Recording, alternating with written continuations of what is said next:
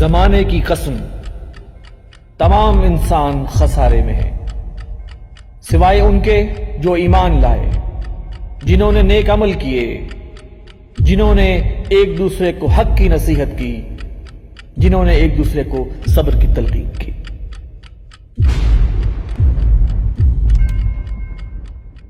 اعوذ باللہ من الشیطان الرجیم، بسم اللہ الرحمن الرحیم۔ ان اللہ لا یغیر ما بقوم حتی یغیروا ما بانفسہم۔ صدق اللہ العظیم۔ محترم ناظرین، السلام علیکم ورحمۃ اللہ وبرکاتہ۔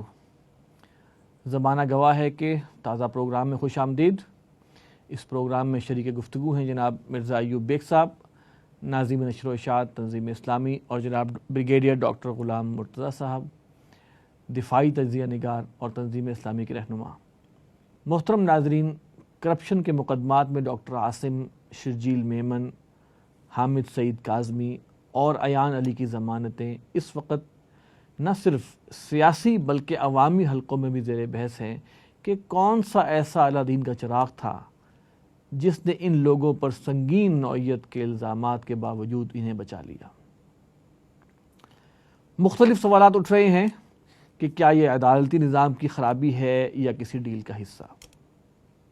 اپوزیشن جماعتیں تو پہلے ہی شور مچا رہی تھیں کہ نون لیگ اور پیپلز پارٹی کے درمیان نورہ کشتی چل رہی ہے اور ان تمام افراد کی رہائی کے متعلق ڈیل کی پیشن گوئیاں کی جا چکی تھی، اور جو ہوا ان پیشن گوئیوں کے ہو بہو مطابق ہی ہوا۔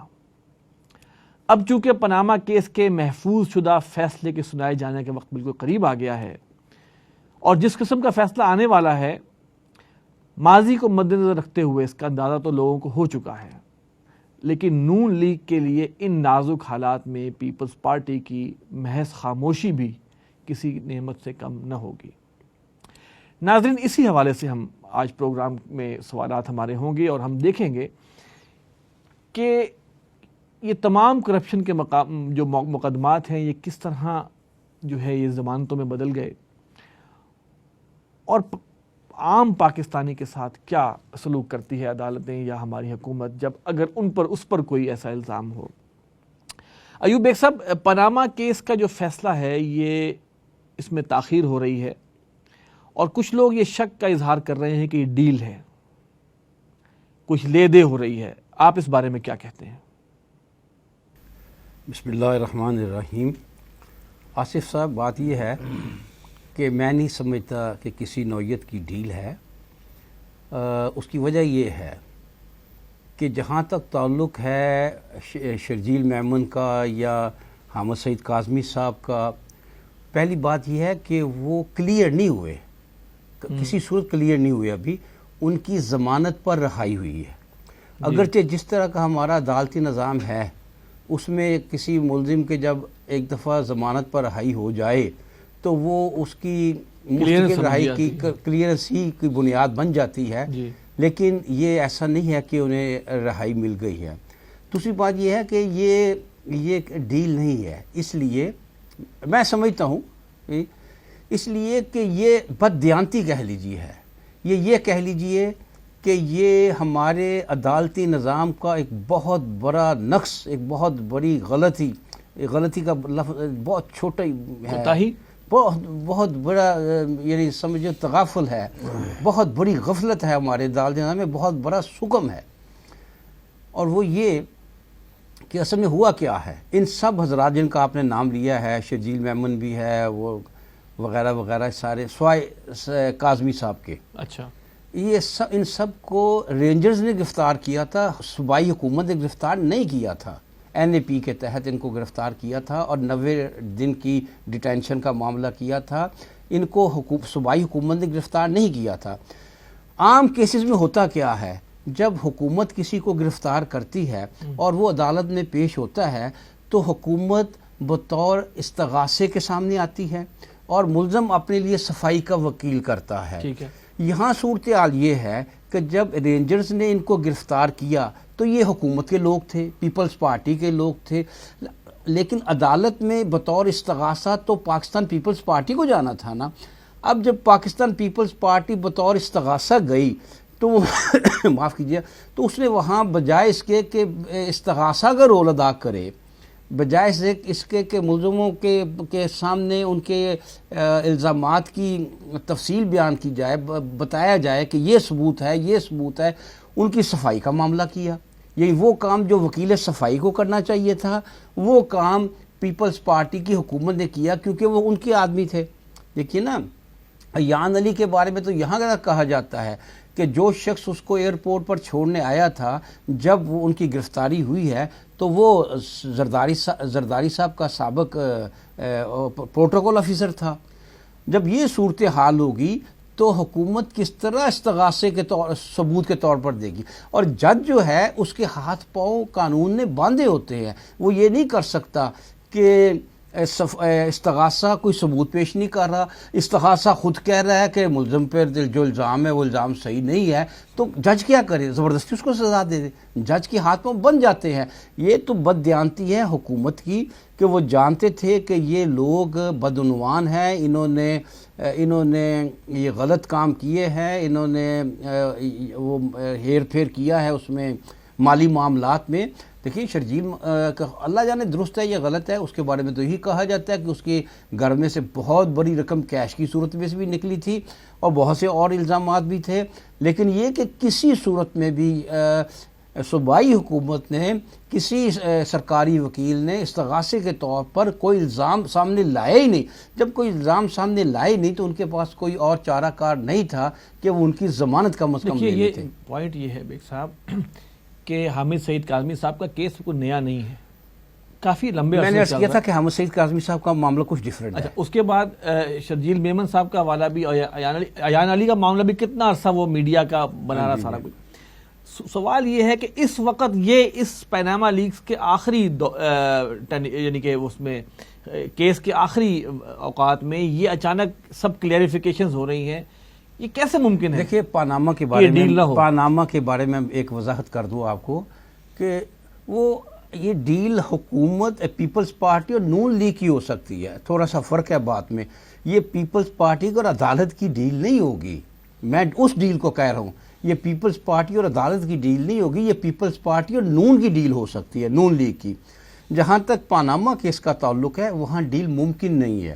وہاں استغاثہ جو ہے، اگرچہ وہاں بھی استغاثے نے صفائی کا رول ادا کیا ہے، لیکن وہاں ایک شخص نے، تحریک انصاف نے اور عمران خان نے بطور مدعی کے سامنے آئے ہیں اور سپریم کورٹ نے از خود نوٹس لیا تھا اور مدعی کے طور پر سامنے آئے ہیں اور مدعی نے مدعا علیہ کے خلاف یعنی کھل کر بات کی ہے اور اپنی طرف سے چاہے عدالت تسلیم کرے یا نہ کرے پورے شواہد دیے ہیں، دستاویزات جمع کرے، ہزاروں صفحات پر مشتمل. یعنی کہ آپ یہ بتائیے اس کا مطلب یہ کوئنسیڈنس ہے کہ اچانک بس یہ ان کی یہ رہائیاں اور یہ ضمانتیں؟ وہ بھی میں عرض کیے دیتا ہوں. دیکھیے ایسا معلوم ہو رہا ہے کہ پاناما کیس کے نتیجے میں، اس کے فیصلے کے نتیجے میں الیکشن فوری کروانے پڑ جائیں گے. جب ان کو الیکشن فوری کروانے پڑیں گے تو اس کے پس منظر میں پیپلز پارٹی اور نون لیگ نے ڈیل کی ہے. آپ نے دیکھا اسی میں کی ہے، کیونکہ انہیں پاناما کے نتیجے میں، یعنی پاناما کے فیصلے کے نتیجے میں الیکشن ہوتے نظر آ رہے ہیں اور اس الیکشنز کو قریب دیکھ کر انہوں نے ڈیل کی ہے. ڈاکٹر صاحب آپ سے سوال ہے کہ پاناما لیگ کا کیا فیصلہ آپ سمجھتے ہیں آ سکتا ہے؟ عمران خان کی کوئی خواہشات پوری ہوں گی یا نون لیگ والے کچھ بچ جائیں گے؟ کیا امید ہے؟ بسم اللہ الرحمن الرحیم. میں یہ تو نہیں کہہ سکتا کہ عمران خان صاحب کی خواہشات کے عین مطابق فیصلہ آئے گا، لیکن جس طرح عدالت میں کیس سامنے آیا اور الزامات جو لگے اور ان الزامات کے نتیجے میں کے بعد کورٹ میں جو کیس چلا اس میں جو کچھ ثبوت پیش کیے گئے یا جو کچھ اخبار میں خبریں آئیں، تو اس خبروں کے لحاظ سے اور جو معاملات جس طرح سامنے آئے ہیں اس میں ایک بات تو واضح ہے کہ نواز شریف کی ذاتی اخلاقی حیثیت بہت مجروح ہوئی ہے. اچھا ٹھیک ہے. اب فیصلہ کیا آئے گا تو اللہ تعالیٰ بہتر جانتے ہیں. جو جج صاحب فیصلہ لکھ رہے ہیں، آج اخبار میں خبر ہے کہ جو اس کے سربراہ تھے بینچ کے جسٹس آصف سعید کھوسہ صاحب، وہ ڈیسیجن لکھ رہے ہیں اور اس میں کچھ مختلف ججز جو ہیں وہ اپنے نوٹس بھی لکھیں گے. تو یہ تو خیر جب نتیجہ سامنے آئے گا تو پھر واضح ہوگا کہ کیا فیصلہ آیا ہے. لیکن بہرحال جو کیس کی تفصیلات سامنے آئی ہیں اس سے تو بظاہر یہی لگتا ہے کہ نواز شریف صاحب کے بھی ہاتھ صاف نہیں ہیں. ان کے بیٹوں کے نام ہیں، کب سے ہیں، جب وہ بالکل بہت چھوٹے تھے، مائنر تھے اس زمانے میں، وہ خریدے گئے، وہاں رہ رہے ہیں، اس میں کوئی شک نہیں کہ وہ ہیں اور ان کی فیملی کی ملکیت ہیں. پیسے کیسے باہر گئے، خالی ملکیت کا مسئلہ نہیں ہے، مسئلہ تو یہ بھی ہے کہ اتنی بڑی رقم جو ہے وہ کیا باہر سے کمائی گئی، کیا واقعی وہ قدری لیٹر وہ تو ٹھیک ہے. مطلب ہے میرا کہنے کا مطلب یہ ہے کہ اس کے جو اگر فیصلہ ہے تو وہ تو ایک طرح سے واضح ہے کہ ان کے ہاتھ صاف نہیں دیکھیے ہیں. اگر ہاتھ صاف نہیں ہے اور عدالت بڑے عدل پر مبنی فیصلہ کرتی ہے اور وہ نااہل ہو میں جاتا اسی طرف آ رہا ہوں نا کہ جب تو فیصلہ جو لکھا جائے گا اس کی ورڈنگ بتائے گی کہ انہوں نے کس طرح اس چیز کا فیصلہ کیا ہے. اب ایک فیصلہ تو یہ بھی ہو سکتا ہے کہ ٹھیک ہے جی، مطلب نواز شریف صاحب پہ بظاہر تو الزام بھی نہیں ہے، پاناما کیس میں ان کا نام آیا ہی نہیں اور لہٰذا وہ مجرم نہیں ہے ایک طرح سے، لیکن ہیں یا نہیں ہیں اخلاقی طور پر ان کی ساکھ اب اس قابل نہیں رہی کہ وہ اس ملک میں اتنے بڑے عہدے پر فائز رہ سکے. ٹھیک. اور اگر وہ رہتے بھی ہیں، یعنی فیصلہ وہ اس طرح کا آتا ہے، مبہم آتا ہے کہ جس میں ان پر براہ راست ان کو ڈی کوالیفائی نہیں کیا جاتا، تب بھی ان کا بطور وزیر اعظم برقرار رہنا جو ہے بڑا مشکل ہوگا، کیونکہ پھر اس فیصلے کے خلاف ملک میں ایک بڑی فضا چلے گی. نہیں، لیکن آپ فرما رہے تھے نا کہ الیکشن ہونے، میرا یہ خیال ہے کہ شاید الیکشن تو نہ ہو لیکن وزیر اعظم جو ہے وہ تبدیل ہو جائے، نون لیگ کا کوئی اور آ جائے. سکتا ہوں کہ اس کی آپشن کیا کیا. اس کی آپشنز یہ ہے کہ ایک چھوٹا مسئلہ تو یہ ہے کہ وہ برقرار رہیں. فیصلہ اس قسم کا ہے کہ ان کو بطور وزیر اعظم براہ راست ان کو نہ کہا جائے کہ وہ استعفیٰ دیں، لیکن اگر ان کی اخلاقی ساکھ مجروح ہوتی ہے تو وہ یہ کر سکتے ہیں کہ وہ خود اپنی پارٹی کی جو صدارت چھوڑ دیں اور اپنی جگہ کسی اور کو منتخب کروا کے وزیر اعظم بنا دیں. اس میں بھی ان کی آپشنز بڑی محدود ہیں، کیونکہ اسحاق ڈار صاحب جو ہیں وہ سینٹ کے ممبر ہیں اور سینٹ کے ممبر ہوتے ہوئے وزیر اعظم نہیں بن سکتے. اس کے لیے پارلیمنٹ کا، نیشنل اسمبلی کا ممبر ہونا ضروری ہے، لہذا وہ کسی کو الیکشن جتوانا پڑے گا، الیکشن میں کھڑا کر کے وہ ایک پروسیس بہرحال ہے. لیکن زیادہ چانسز جو مجھے نظر آ رہے ہیں وہ یہ ہے کہ اتنا پریشر ہوگا، سیاسی پریشر، کہ پھر یہ کہہ سکتے ہیں کہ وہ اسمبلی ڈیزالو کر دیں. یہ اختیار ان کے پاس رہے گا، وہ اسمبلی ہی ڈیزالو کر دیں اور کہیں گے جی ٹھیک ہے 3 مہینے بعد ملک میں دوبارہ الیکشن ہوں گے. اور فضا جو ملک میں تیار ہو رہی ہے وہ اسی چیز کو میرے خیال سے دیکھتے ہوئے ہو رہی ہے کہ اگر یہ جو ابھی ضمانتیں ہو رہی ہیں، سب لوگ تمام پارٹیز جو ہیں، تمام پارٹی جس قسم کے جلسے کر رہی ہیں اور جس قسم کے بیانات دے رہی ہیں، لگتا یہی ہے کہ ملک میں ایک الیکشن ہونے جا رہے ہیں. ٹھیک. میں اس میں تھوڑا سا کر دوں. میرے نزدیک کوئی دونوں اطراف میں کوئی انتہائی فیصلہ نہیں. اگر نواز شریف کے حق میں فیصلہ آئے گا تو کیا اثرات ہوں گے آپ کے خیال میں؟ میں اس پہ بھی بات کرتا ہوں، لیکن پہلے میں ذرا اس میں اضافہ کروں. میرے نزدیک کوئی انتہائی فیصلہ نہیں آئے گا. انتہائی سے مراد کیا ہے؟ انتہائی سے مراد یہ ہے کہ مجرم یا معصوم، کہ نواز شریف کو کلین چٹ دے دی جائے، یہ بھی نہیں ہوگا. یہ بھی انتہائی فیصلہ ہے. دوسرا یہ ہے اس کے بھی امکانات کا میں بعض وجوہات کی بنا پر کہ انہیں ڈسکوالیفائی کر دیا جائے، یہ بھی ایک انتہائی فیصلہ ہے. ٹھیک. اچھا، اس لیے ڈسکوالیفائی انہیں کیا جا سکتا تھا، لیکن اس معاملے میں کیس میں ایک حکم ہے. اصل بات یہ ہے کہ کیس تھرو پراپر چینل نہیں آیا. ڈسکوالیفائی ہونے کا اصل جو پراپر چینل ہے وہ یہ ہے کہ کیس پہلے جاتا ہے الیکشن کمیشن کو. الیکشن کمیشن کو جب کیس جاتا ہے اور وہ اس پر جو فیصلہ بھی دیتا ہے، اگر ڈسکوالیفائی کرتا ہے تو پھر آدمی جو ہے، جو بھی متاثرہ آدمی ہے، وہ سپریم کورٹ میں جاتا ہے، یا جو بھی متاثرہ ہے وہ اپنے دفاع میں جاتا ہے. اچھا ٹھیک ہے. یہ کیس چلا گیا ہے سیدھا سپریم کورٹ میں. یہاں آ کر محسوس ہوتا ہے کہ باوجود اس کے کہ ایسے شواہد موجود ہوں جن کی موجودگی میں کسی اسمبلی کے ممبر کو ڈسکوالیفائی کیا جاتا ہو. یوسف رضا گیلانی بھی اسٹیپ ڈاؤن ہوئے تھے.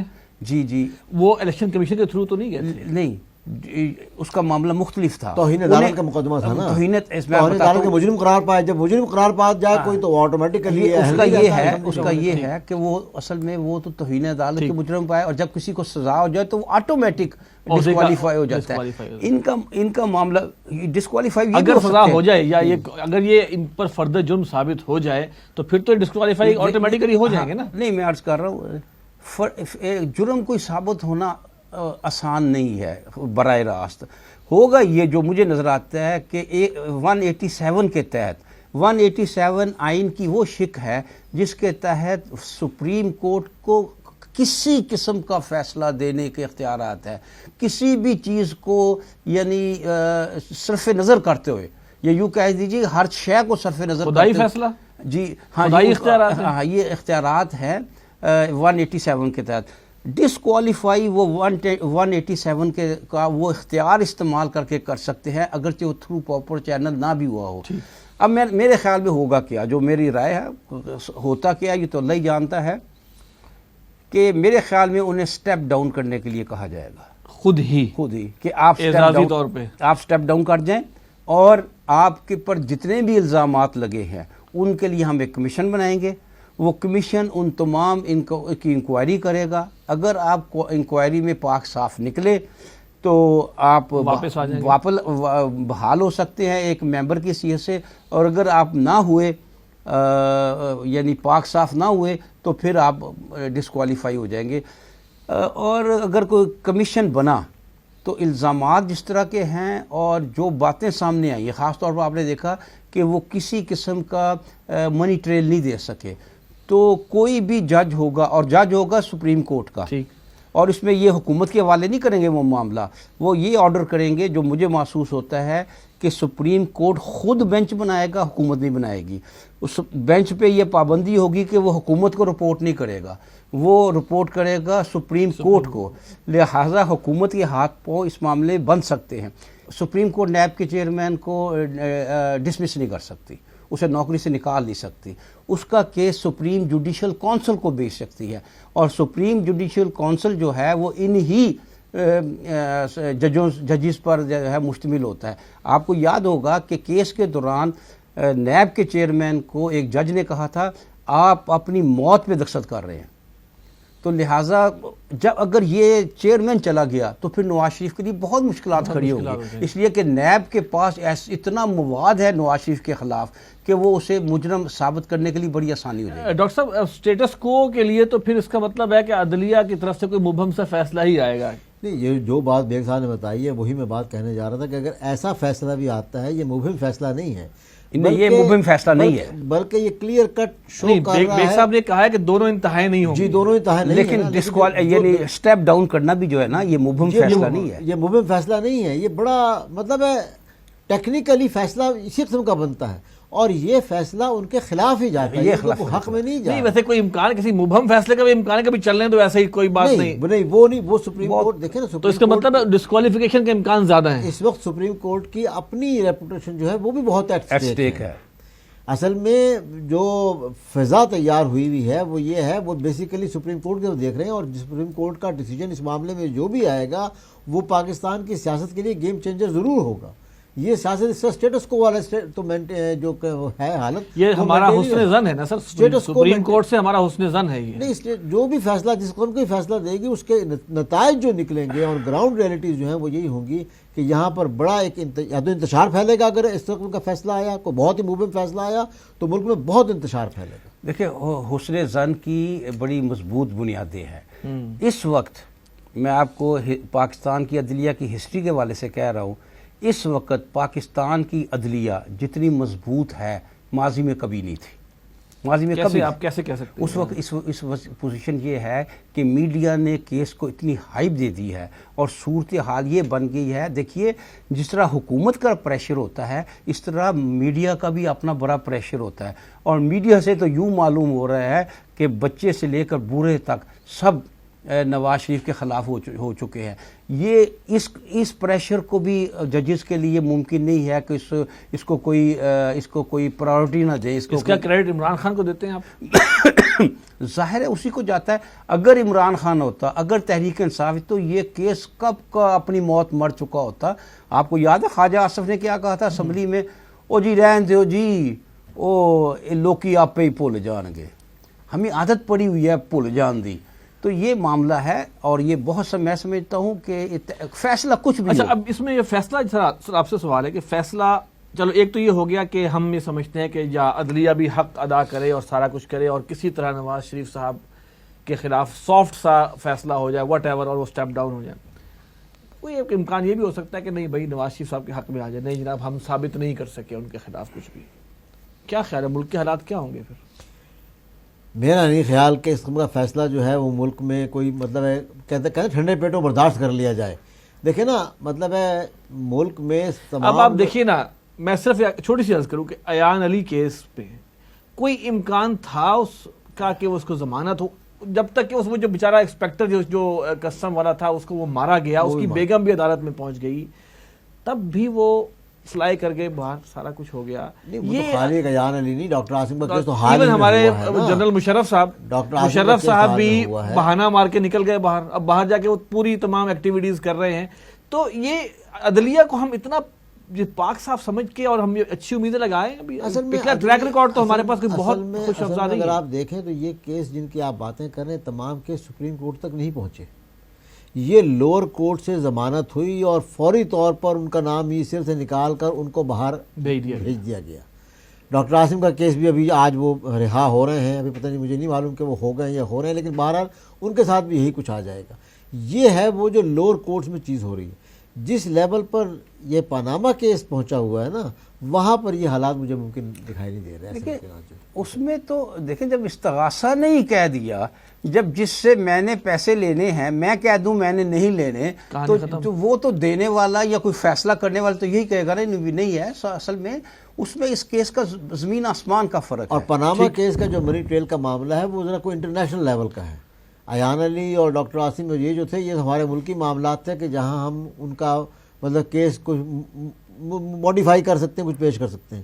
پاناما کیس میں جو الزامات جس قسم کے ہیں وہ ایک انٹرنیشنل لیول پر آئے ہوئے. عمران خان صاحب کی بلے بلے ہو جائے گی.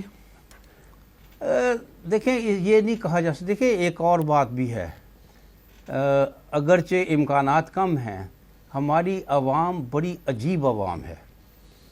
نواز شریف کے خلاف فیصلہ آتا ہے, عین ممکن ہے کہ عوامی سطح پہ نواز شریف کی ہمدردی میں ایک لہر اٹھ جائے. یہ کوئی بڑی بات نہیں ہے. یہ کچھ لوگ ہوں گے, یعنی کہ یقیناً دیکھیں یکسوئی اس سے تو کوئی بھی نہیں ہوگا, کچھ اس طرف ہوں گے کچھ اس طرف ہوں گے. یعنی کہ جو نون لیگ والے ہیں وہ ہمدردی ہی شو کریں گے, صاف سی بات ہے. وہ یہ تو نہیں ہوگا کہ نون لیگ کی جو ساری عوام ہے, نون لیگ کی جو اپنا پسند کرنے والی وہ ایک دم نواز شریف کے خلاف ہو جائے. وہ تو یہ کہ بڑا ظلم ہوا, نہیں غلط فیصلہ ہوا, فلاں ہوا. پوائنٹ یہ ہے کہ اگر وہ فیصلہ ہو جاتا ہے تو پھر عمران خان تو سمجھنا تر گیا. دیکھیں عمران خان کو اس کا فائدہ ضرور پہنچے گا, لیکن میں آپ کو ایک ایسی چیز کی طرف نشاندہی کرتا ہوں جس میں قانون میں رہتے ہوئے ہمارے لیے بڑی مشکلات پیدا ہو جائیں گی. خاص طور پر میرے ذہن میں ایک بات ہے, فرض کیجئے نواز شریف کے خلاف فیصلہ آ جاتا ہے, وہ ڈسکوالیفائی ہو جاتا ہے. ڈسکوالیفائی ہو جائے گا تو وہ خود اسمبلی نہیں توڑ سکے گا. ایک اور پوائنٹ ہے, ڈسکوالیفائی تو وہ نہیں اسمبلی توڑ سکتا, نیا وزیر اعظم اسمبلی توڑے گا. اگر توڑے گا تو نیا وزیر اعظم اسمبلی. آپ نے بالکل ٹھیک کہا, اگر توڑے گا تو. اچھا فرض کیجئے نون یہ فیصلہ کرتی ہے کہ چلنے دیں, نہیں کہ اسمبلی توڑ دیتے ہیں. اچھا الیکشن نئے قومی اسمبلی کے نئے الیکشن ہو جائیں, لیکن ہم صوبائی اسمبلی کیوں توڑیں؟ صوبائی اسمبلی کا کیا قصور ہے؟ کس قانون کی بنیاد پر صوبائی اسمبلی توڑتے ہیں؟ جو پاکستان کا آبادی کے لحاظ سے ایسا صوبہ ہے کہ جو یہ فیصلہ کرے گا وہی مرکز کا فیصلہ ہوگا.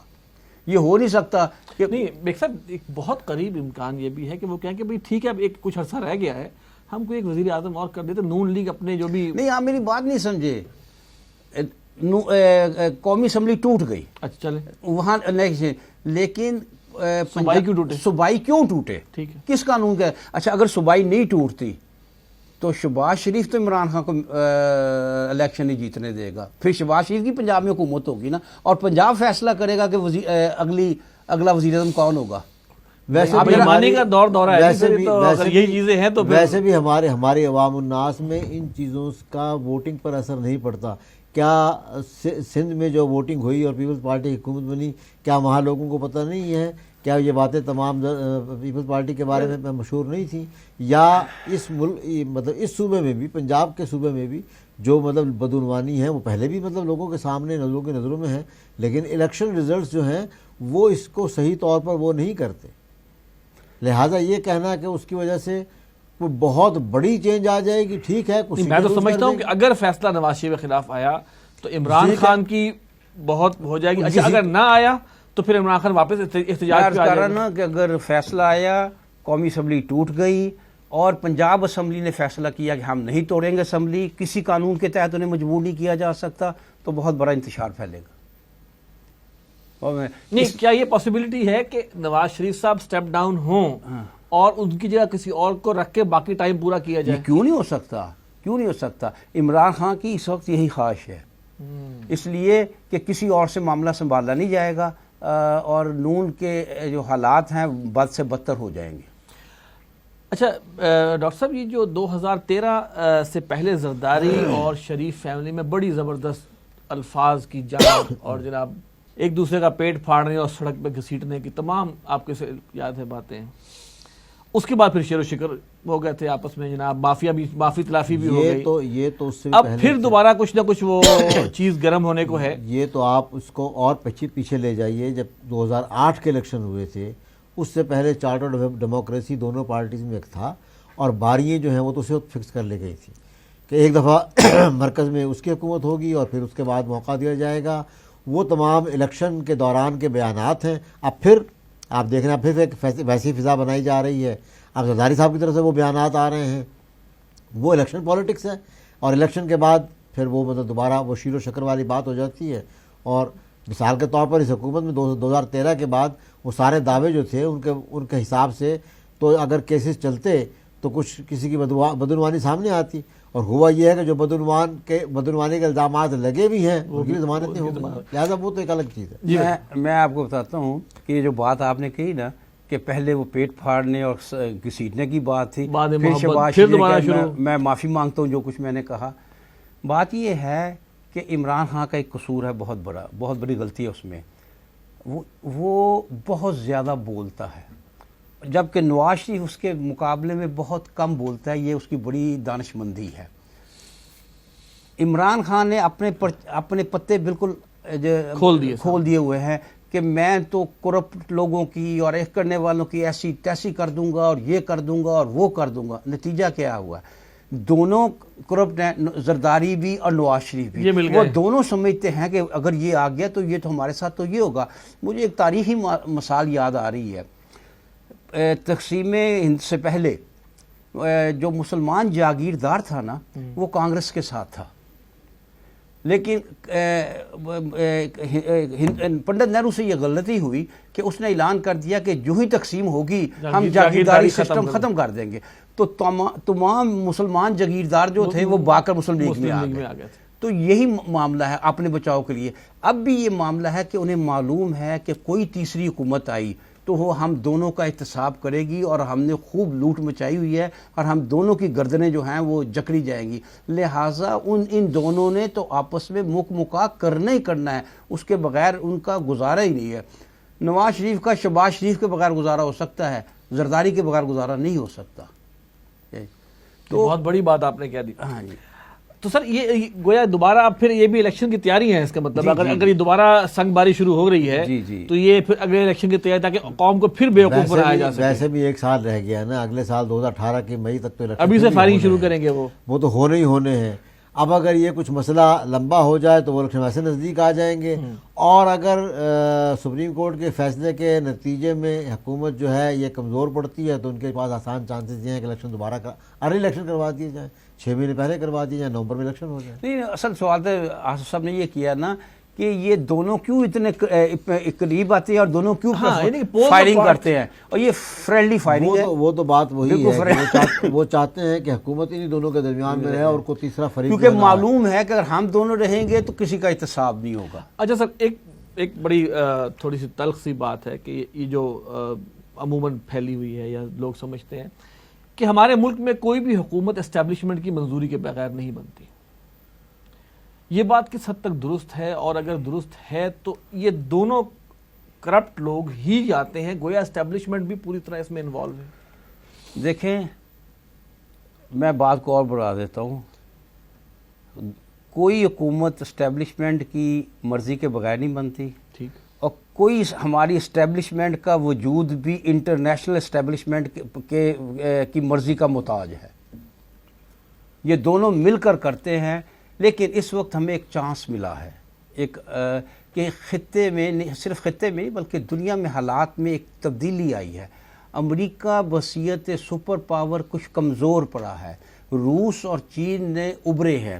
اس چیز نے امریکن اسٹیبلشمنٹ کو اور پاکستان اسٹیبلشمنٹ کو ایک دوسرے سے دور کیا ہے۔ آپ دیکھیں کہ کتنی بڑی بات ہے کہ افغانستان کے مسئلے پر گفتگو ہو رہی ہے اور امریکہ کو سائیڈ میں بٹھایا ہوا ہے روس اور چین اور پاکستان نے۔ نہیں ٹھیک ہے، وہ بات تو ہے۔ میں صرف آپ سے عرض کر رہا ہوں کہ ان دونوں کے کرپٹ لوگوں کے آنے میں اسٹیبلشمنٹ کی ہاں ہوتی ہے. بالکل آج تک یہی تھا. ٹھیک ہے, تو گویا اس کا مطلب اسٹیبلشمنٹ بھی اتنی ہی کرپٹ ہے. دیکھیے اسٹیبلشمنٹ کیوں نہیں ہوگی, وہ بھی ظاہر ہے اس کا حصہ ہوتا ہے ان سب چیزوں میں, تو اس کا معاملہ کیوں نہیں چلے گا. یہ پچھلا جو الیکشن ہے, دراصل اگر آپ اس کو ایک اور نقطہ نظر سے دیکھیں نا, کہ اسٹیبلشمنٹ بھی یہ دیکھتی ہے کہ کس کے ساتھ ایزیلی وہ ڈیل کر سکتی ہے.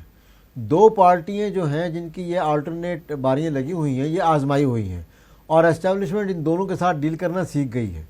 لہٰذا کسی تیسری قوت کو اگر وہ موقع دیں اور وہ آ جائے اور اسٹیبلشمنٹ کے لیے اس کو کنٹرول کرنا مشکل ہو جائے, تو بہتر یہ نہیں کہ اسٹیبلشمنٹ اسٹیکس ایسی قوتوں میں لگائے جن کو ساتھ یہ بھی خبریں ہیں کہ اسٹیبلشمنٹ میں عمران کے مزاج کو بہت یعنی ڈسکس کیا جا رہا ہے. تو ہم تو پھر عوام جو ہے وہ تو عوام کل انعام ہے, جانوروں کی مانند ہیں, وہ تو بے صاحب نے بات کی نا کہ یہی گیم چلتی رہے گی. بظاہر امریکہ کے الیکشن بھی آپ کو فری نظر آتے ہیں اور بھی کسی ملک میں, لیکن ایک ان سین ورلڈ اسٹیبلشمنٹ ہے وہ امریکہ کے الیکشن میں. ابھی آپ کے سامنے ہے ٹرمپ کا الیکشن جو ہے, کہ ایک انٹرنیشنل کوئی اندیکھی حکومت ہے جو ان تمام چیزوں پر اثر انداز ہوتی ہے, اور وہ چاہتی ہے کہ کون اوپر آئے. اس کا مطلب ہے الیکشن, پھر اس کا مطلب الیکشن صرف ڈرامہ ہی ہے. ڈیموکریسی جو ہے صرف ڈرامہ نہیں ہے, ایک ڈرامے کا حصہ ہے.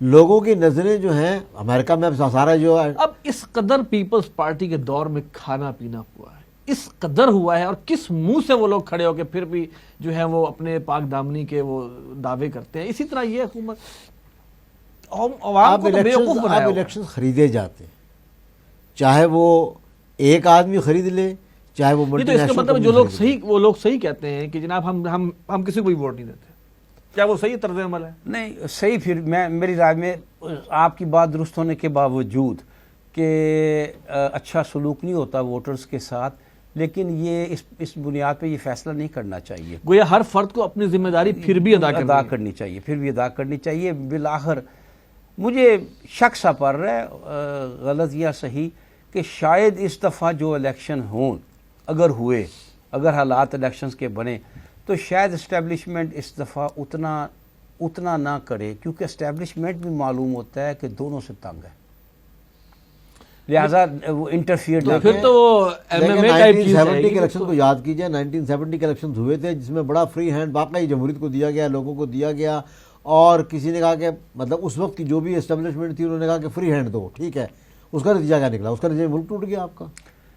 نہیں اس سے زیادہ فیئر الیکشن نہیں ہو سکتا. نہیں, میں اس بات کی حق میں نہیں ہوں کہ اس الیکشن کے نتیجے میں, فیئر الیکشن کے نتیجے میں ملک ٹوٹا تھا. ملک اس الیکشن کے نتائج کو نہ ماننے پہ ٹوٹا. ٹھیک ہے, الیکشن ہوئے تھے, ان کے نتائج کو مانا جانا چاہیے. بالکل, میں بھی اس بات کو تسلیم کر لیتا ہوں, لیکن مسئلہ تو یہی ہوا نا. لہٰذا الیکشن سر اب دیکھیں نا, نتائج کے آئے تھے کہ اسٹیبلشمنٹ کے حلق سے نہیں اترے وہ نتائج.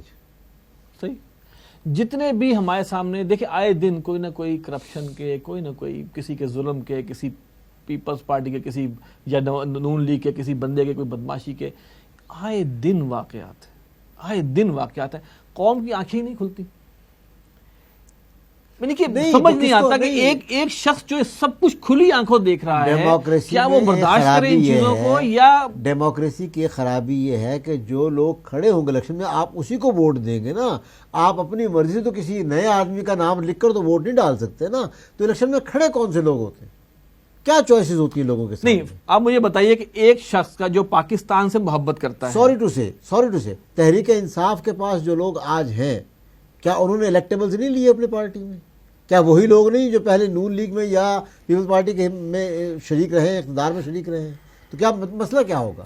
پھر تو وہ جو حسن نثار صاحب نے ایک دفعہ کہا تھا نا کہ بھائی پھر یہ جو طالبان ہیں انہی کو کچھ حکومت کرنے دو, ان کو کر کے دیکھ لو کہ شاید یہ کچھ کم کھائیں ان سے. تو میں یہی کہہ رہا ہوں نا کہ اصل میں اب اگر آپ کہہ رہے ہیں کہ یہ دو پارٹیز جو ہیں یہی باری باری آ جاتی ہیں, تیسری پارٹی جس کا نام لیا جا رہا ہے اس میں کون لوگ شامل تھے؟ وہاں پر بھی بات الیکٹیبلز کی ہے, اور وہاں پر بھی وہی ہیں جو مشرف دور میں حکومت میں رہے, یا کسی پیپلز پارٹی کے دور میں حکومت میں رہے, یا نواز شریف کے زمانے میں حکومت میں رہے. سر پھر میرا سوال وہیں کھڑا ہے. ایک بندہ جو پاکستان سے محبت کرتا ہے, پاکستان کو اپنا ملک سمجھتا ہے, پاکستان کو ترقی کی راہ پر دیکھنا چاہتا ہے,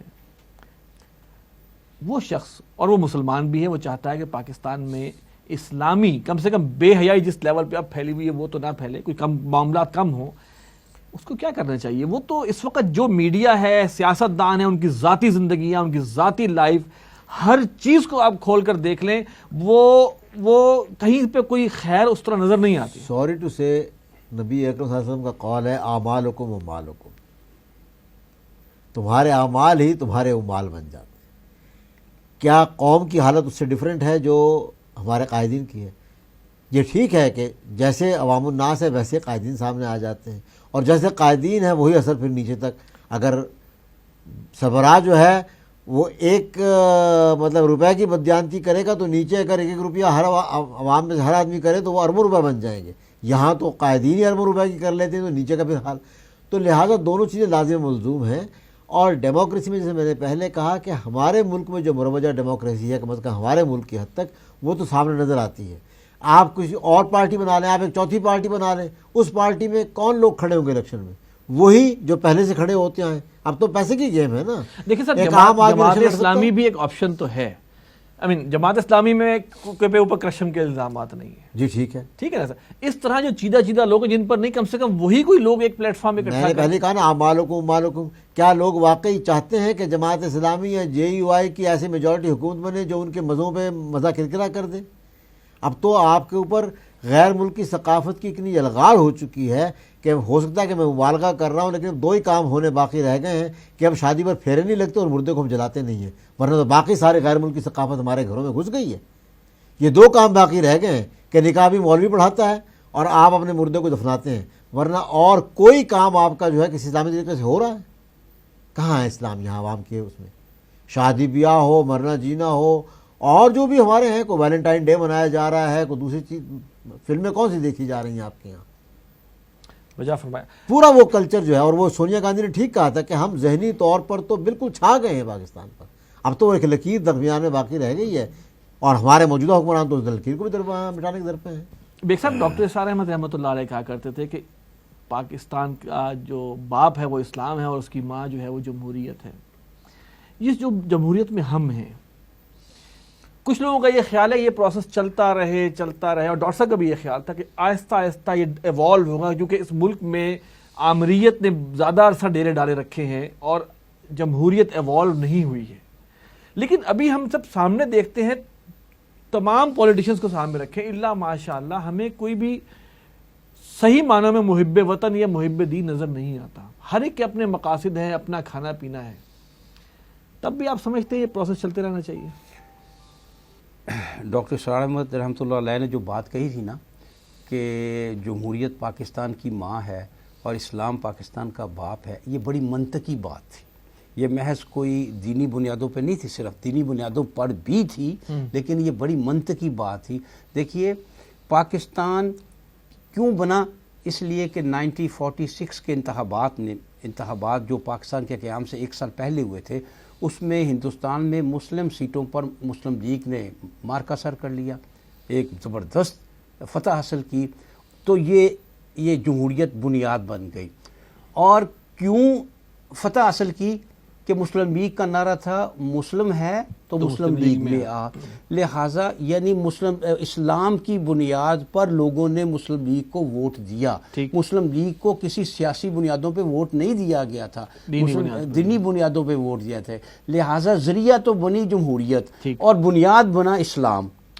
بنیاد اس لیے ڈاکٹر صاحب نے کہا تھا، اور بڑی منطقی بات تھی. اچھا، صورتحال یہ ہے کہ ہونا یہ چاہیے تھا کہ جس طرح جمہوریت کی بنیاد پہ پاکستان وجود میں آیا تھا اور اسلام اس کی بنیاد تھی، پاکستان جب بن گیا تھا اور 95% بلکہ اس سے بھی زیادہ مسلمان تھے، تو اسلامی نظام جمہوری، اور ڈاکٹر صاحب کہا کرتے تھے کہ اگر پاکستان میں سیکولرزم بھی آئے تب بھی اسلام آئے گا. اچھا، اگر پاکستان کے نظام کو سیکولر بنیادوں پر بھی چلانے کی آپ کریں گے تب بھی اسلام آئے گا، اس لیے کہ پاکستان کے 95% عوام سے بھی زیادہ مسلمان ہیں اور لہٰذا وہ اسلامی نظام چاہیں گے.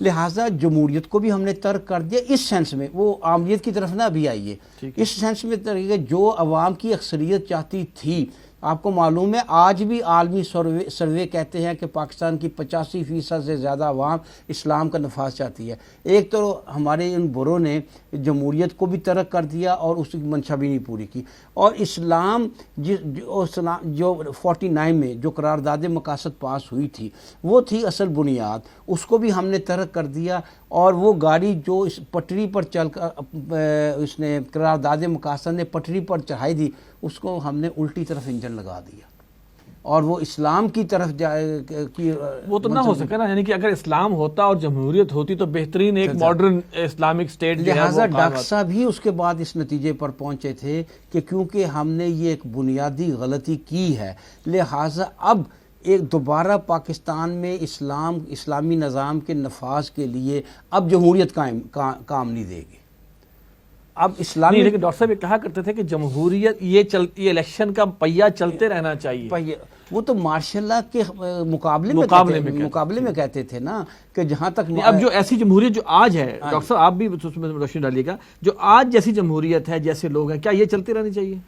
نہیں, میں بتا رہا ہوں نا کہ ٹھیک ہے اگر چلتی رہے تو کچھ 5, 6, 10 الیکشنز کے بعد شاید کوئی صحیح قیادت سامنے آئے گی, لیکن فوری طور پر جو ہیں وہ تو حالات خرابی کی طرف جا رہے ہیں. اس وقت بھی جو اسمبلیز میں بیٹھے ہوئے ہیں, تو آپ کا کیا خیال ہے کہ جو اگر الیکشن کروا دیے جائیں تو اگلی دفعہ الیکشن میں کون الیکٹ ہو کر آئیں گے؟ یہی لوگ آئیں گے. گدی پشتی ان کی سیٹیں ہیں, اگر کوئی باپ یا بیٹا ڈسکوالیفائی ہو جاتا ہے تو اسی کے خاندان کا کوئی دوسرا آدمی, اگر گھر صاحب ڈسکوالیفائی ہو جاتے ہیں تو ان کا کوئی بھتیجا جو ہے وہ سیٹ سے کھڑا ہو جاتا ہے. فیملیز کے اندر وہ رن کر رہی ہے. سندھ میں, پنجاب میں ضرورت پھر کس امر کی ہے سر؟ دیکھیے جمہوریت کوئی آئیڈیل طرز حکومت نہیں ہے, لیکن مصیبت یہ ہے کہ ہم نے تو جمہوریت کو بھی صحیح شکل میں نہیں اپنایا. سر جمہوریت صحیح شکل میں تو شرک ہے. ان ٹرو اسپرٹ جس کو government of the people, for the people and by the people, وہ تو شرک ہے. اگر ہمارے آئین کے تحت جمہوریت ہوتی تو وہ شرک نہ ہوتی. اسلامی جس میں لکھا ہے پابند شریعہ انڈر قرآن, پارلیمنٹ جو ہے پابند ہوتی کہ وہ کوئی قانون سازی نہیں کرے گی قرآن اور سنت کے. لہٰذا اب اور کوئی راستہ نہیں رہا. اسلامک ڈیموکریسی کی ہم بات کر رہے ہیں, ناٹ ڈیموکریسی. ہاں اب لہٰذا اب کوئی راستہ نہیں رہا جمہوریت کے حوالے سے. جمہوریت کی سیڑھی چڑھتے ہوئے اب ہم کبھی پاکستان کو اسلامی فلاحی ریاست نہیں بنا سکیں گے. اب ہمارے پاس صرف ایک ہی طریقہ, کوئی دوسرا, کہ ہم دیکھیں کہ جیسے کہ ہمارا دعویٰ ہے کہ ریاست مدینہ پہلی اسلامی ریاست تھی اور ریاست پاکستان انسانی تاریخ میں دوسری اسلامی ریاست ہے. یہ ہمارا دعویٰ ہے اور سچا دعویٰ ہے, یہ غلط دعویٰ نہیں ہے کہ ریاست مدینہ پہلی اسلامی ریاست تھی اور ریاست پاکستان اس کے بعد دوسری اسلامی ریاست جو اسلام کے نام پر بنی, جو اسلام کے نام پر بنی تھی. باقی تو تمام ممالک اسلام کے نام پر تو نہیں بنے.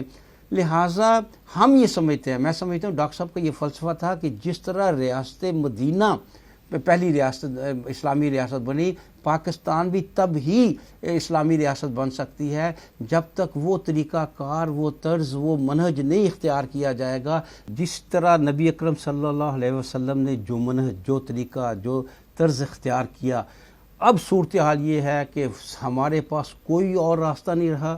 ہم اس منہج کو, اس طریقے کو اپنائیں گے, اس منہج انقلاب کو اپنائیں گے تو پاکستان میں اسلامی انقلاب آ سکتا ہے. یعنی کہ انقلاب کے بغیر پاکستان میں اسلامی ریاست کا قائم ہونا ممکن نہیں. نظام درست ہونے کے حوالے سے میں کہہ رہا ہوں, نظام کچھ لوگ اکثر کہتے ہیں نا کہ کچھ لوگ بات کرتے ہیں کہ حالات اتنے خراب ہو چکے ہوئے ہیں کہ انقلاب ہی حل ہے. تو لہٰذا انقلاب کے بغیر اب پاکستان کو اسلامی ریاست نہیں بنایا جا سکے گا. اب ہمارے پاس کوئی دوسرا راستہ نہیں ہے اور ہمیں اسی منہج کو اختیار کرنا پڑے گا, سوائے اس کے جو آخری مراحل تھے جس میں قتال ہوا. معاف کیجیے گا, ظاہر ہے آج کے دور میں قتال نہیں ممکن.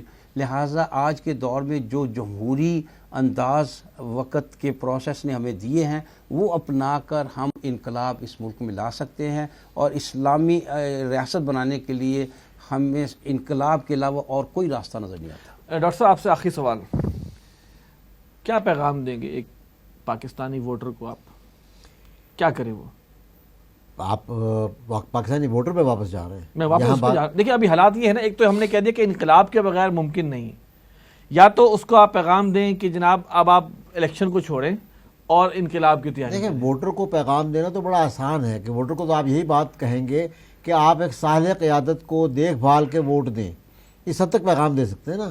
میرا جو مطلب پیراڈائم ہے وہ تو یہ ہے کہ جو کھڑے ہوں گے الیکشن میں لوگ آپ سے انہی کو ووٹ دے سکتے ہیں، اور یہاں پر سیٹیں جو ہیں وہ مطلب فکس کر لی گئی ہیں کہ کس جگہ سے کون آدمی جو ہے وہ پارلیمنٹ میں جائے گا۔